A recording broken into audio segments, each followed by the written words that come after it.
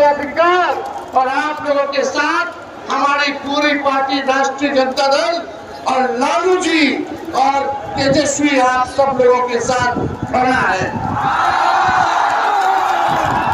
और इंशाअल्लाह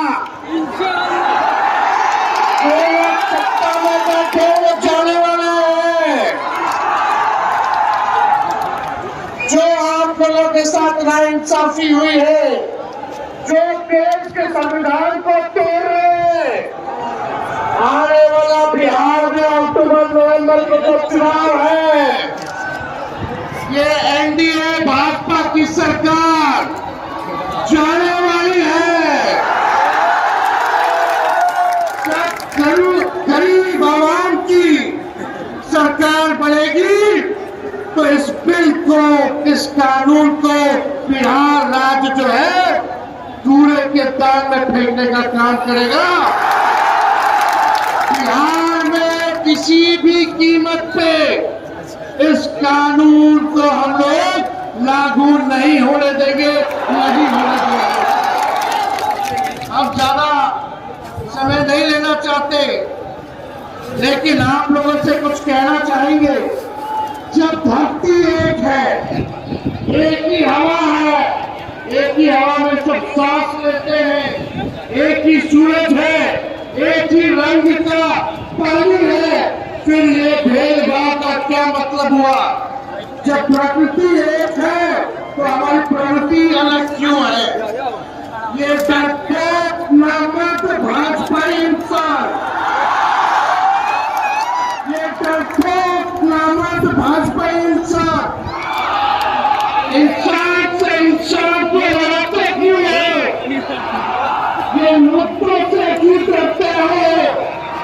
ये गरीबी, महंगाई, बेरोजगारी, अपराध, अत्याचार और भ्रष्टाचार से नहीं लड़ेंगे। ये मुद्दों की बात नहीं करेंगे, मुद्दों की बात करेंगे।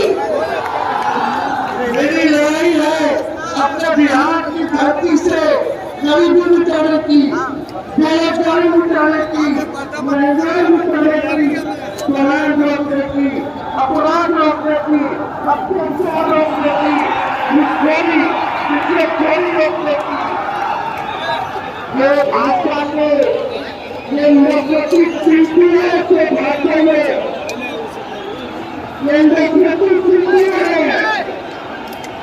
अगर आप नाहक टुकड़े चुन चुन कर, तुम नाहक टुकड़े चुन चुन कर दामन में छुपाए बैठे हो।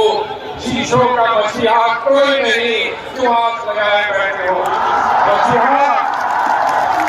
मसीहा आपको आपके बीच में मिल जाएगा, मसीहा आपको स्टेज पर मिल जाएगा। आपका मसीहा आपका ईमान है, और आपका ईमान ये कहता है कि हमारे मुल्क का दस्तूर और हमारे मुल्क का कॉन्स्टिट्यूशन महफूज है तो हम महफूज हैं।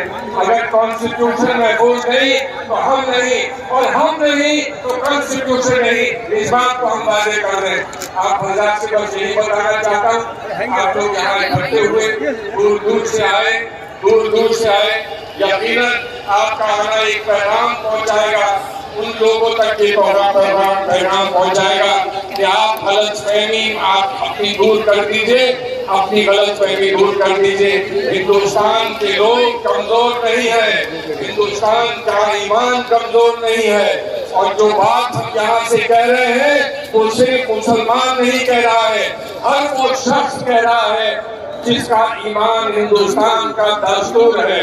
वो दस्तूर जो कहता है कि हमारा हमारा ईमान महफूज रहेगा, उस दस्तूर को हम महफूज रखेंगे तो यकीनन हमारा ईमान भी महफूज रहेगा। ईमान अंदर भी है और ईमान बाहर भी है।